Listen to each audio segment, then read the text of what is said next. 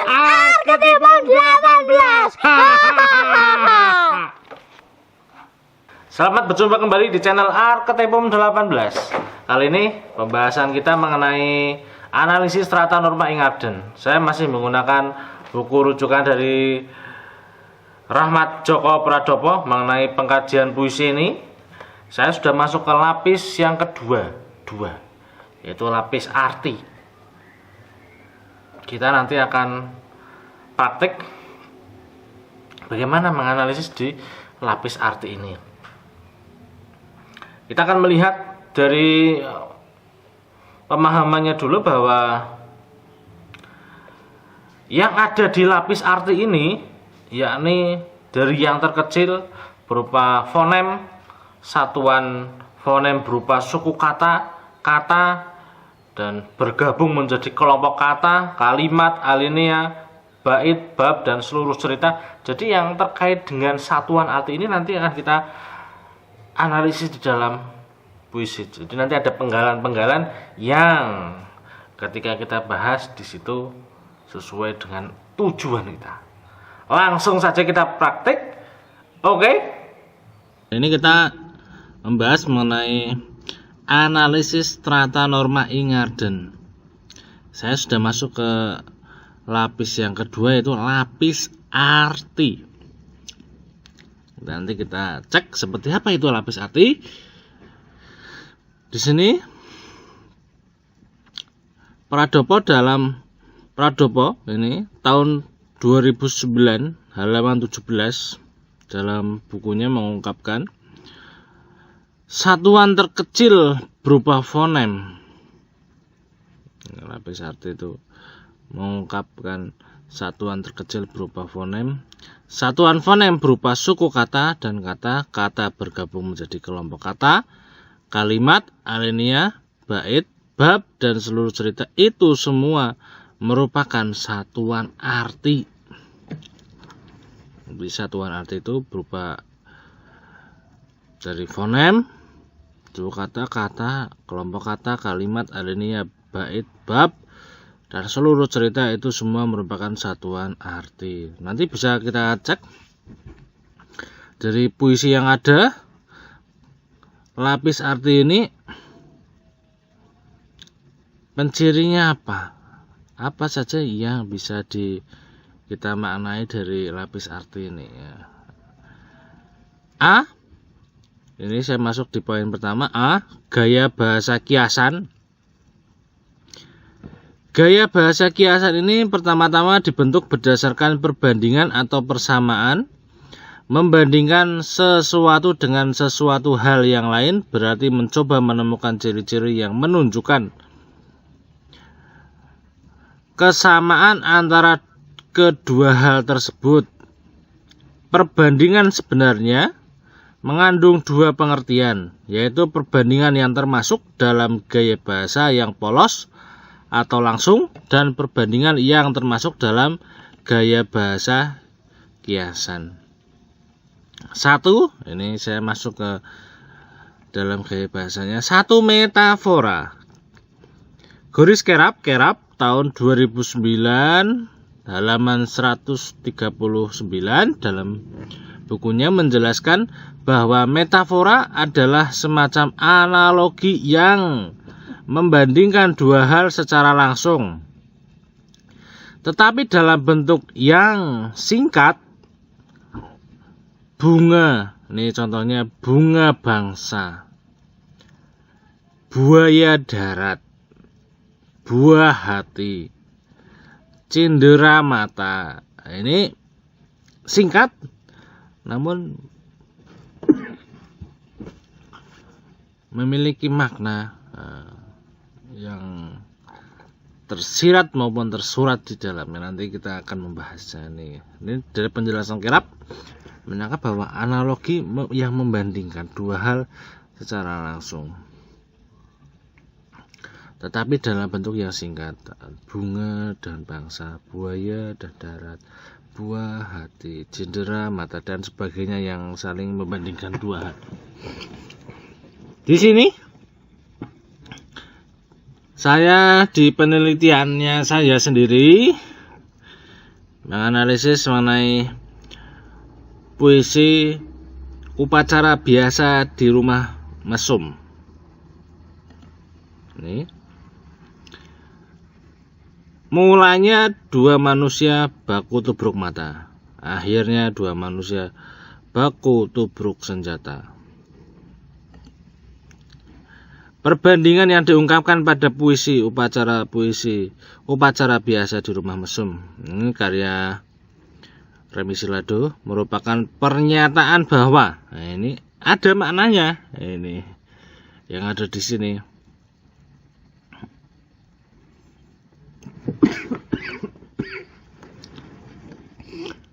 Jadi ketika kita memahami puisi ini, ada perbandingan antara sikap manusia dengan logika yang ada di dalamnya, dengan hasratnya. Ini antara sepasang manusia, termasuk dalam gaya bahasa. Jadi ada yang diperbandingkan di situ. Upacara seperti apa? Kok di rumah? Ini menarik sekali untuk disimak bahwa kata-kata di sini memiliki makna, kemudian memiliki tujuan dan fungsinya sendiri. Ini sangat menarik. Kemudian penggalan puisi yang lain dari karya Remi Silado, Simpomania Jeng Sri. Ini datanya, penggalannya. Ini yang saya ambil tadi penggalannya saja. Ini penggalan puisi yang pertama, kemudian penggalan puisi yang kedua. Jeng Sri kewalahan walaupun tidak berarti kapok. Nah, ini hanya 1 minggu dia bertahan, dan selanjutnya dengan baik-baik dia bilang, "Tuan, kita udahan aja sampai sini ya." Jeng Sri takut menjadi mobil ringsek di depan, ringsek di belakang. Di sini ada perbandingan antara Jeng Sri yang secara implisit saya tuliskan seperti Jeng Sri menjadi mobil ringsek. Nah, ini kemudian memiliki persamaan juga dengan penelitian-penelitian yang lain. Nah, ini sudah saya ungkap tadi bahwa di setiap penggalan puisi ini saya menemukan adanya penggunaan metafora, menggunakan bahasa metafora dengan menunjukkan suatu hal yang berbeda secara implisit, seperti pada Jeng Sri takut menjadi mobil ringsek. Artinya ibaratnya Jeng Sri memiliki pemikiran dengan mengasumsikan dirinya dengan mobil ringsek yang sudah tidak dapat diperbaiki lagi karena sudah tua dan tidak berjalan dengan baik. Nah, ini manusia dengan tingkat kesadarannya memiliki kesadaran bahwa ada ketakutan jika aktivitasnya berlebihan, maka akan menimbulkan gejolak tertentu pada fisiknya. Ini terjadi di puisi Jeng Sri ini menarik untuk disimak. Itu penjelasan saya mengenai lapis arti. Jadi nanti Anda bisa masuk ke majas personifikasi, mencari majasnya di sini seperti apa, kemudian mencari maknanya dari puisi itu. Saya berikan contoh satu lagi. Ini masuk ke personifikasi. Penggalan puisi doa syukur dari recehan cepek. Ketika bank ditutup menjelang sore ini puisinya. Kemudian ditemukan gaya bahasa personifikasi, yakni memperlihatkan keadaan uang yang seolah hidup dan mampu mengaktifkan emosinya karena perlakuan dan pekerjaan yang dilakukannya untuk memuaskan manusia, seperti halnya penelitian. Nah, ini ada penelitian-penelitian yang sudah membuktikan bahwa memang di posisinya doa syukur dari recehan ini, setiap kata di sini memiliki makna dan tujuan tentunya untuk dijelaskan. Nah, ini menarik sekali untuk disimak puisi-puisi ini. Kali ini pembahasan kita mengenai analisis strata norma Ingarden. Saya masuk di langkah yang kedua, yakni lapis arti, yang sudah pernah kita bahas. Kemudian ada arti setiap baris puisi. Di sini dijelaskan arti baris dalam puisi digunakan untuk mengetahui maksud dan tujuan dari makna puisi. Saya melakukan penelitian di puisi Beling. Puisi Beling dalam setiap barisnya mempunyai arti yang menunjukkan fungsi atau tujuan dari baris tersebut dituliskan. Nah, ini saya melakukan penelitian di puisi dengan judul Cinta yang pakai reserve. Sumpah demi cinta, cinta, cinta, cinta, cinta, cinta, cinta, cinta, cinta. Ini kemudian berwujud seperti ini. Nanti malam aku pasti datang padamu, walaupun kota dihanguskan api, tapi asalkan tidak hujan. Pemilihan kata pada puisi Cinta yang pakai reserve menggunakan kosakata bahasa Indonesia. Adapun arti setiap baitnya sebagai berikut. Nah, ini arti setiap bait ya, kita cek nanti. Bait ke-1, baris pertama sampai baris ke-4 sumpah demi berarti menyatakan persetujuan untuk mengucapkan sumpah atau janji berupa keyakinan. Bait kedua, baris pertama, ini sudah masuk ke bait kedua baris pertama. Cinta berarti kasih sayang yang masih belum menyatu, karena ada hal yang terpisahkan di sini. Ada keyakinan namun masih ada keraguan. Nah, ini merupakan perjalanan cinta karena masih ada masalah-masalah, baik keraguan itu pada diri sendiri maupun orang lainnya. Baris kedua sampai baris ke-10 merupakan ungkapan suka, senang, dan bahagia yang diungkapkan melalui perjalanan dalam merajut cinta. Nah, ini perjuangan seseorang ketika sudah menyatukan diri dari awalnya yang baru mengenal, kemudian mencoba bertahap mengenal, kemudian saling kenal, dan akhirnya dapat bersatu. Ini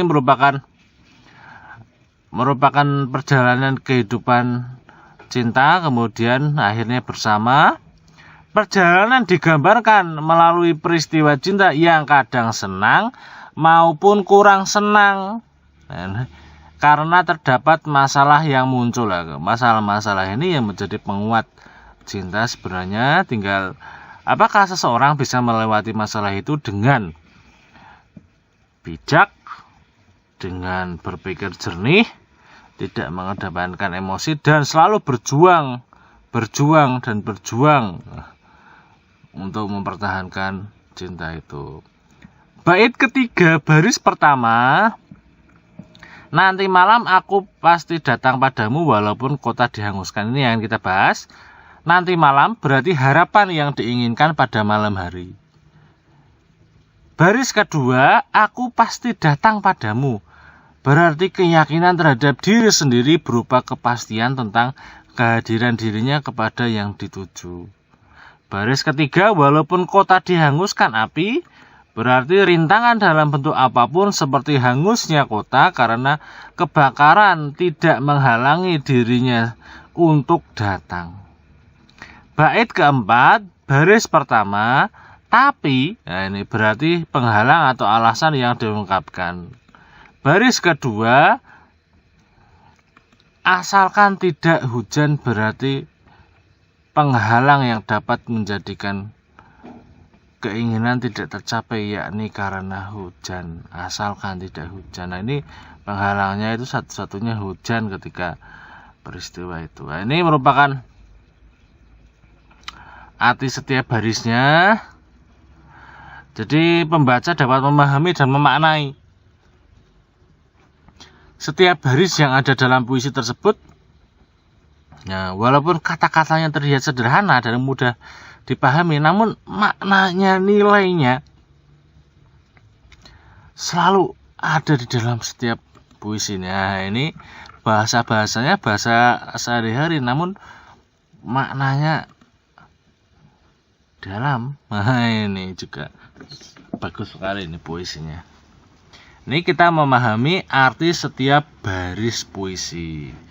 Baris puisi dari awal kita pahami peristiwanya seperti apa sampai akhir. Nah, ini merupakan perjuangan seorang dalam menjalin cinta, memperkuat cinta yang ada pada dirinya. Ini sebagai contoh. Ya, itu tadi pembahasan kita mengenai lapis kedua, yakni lapis arti.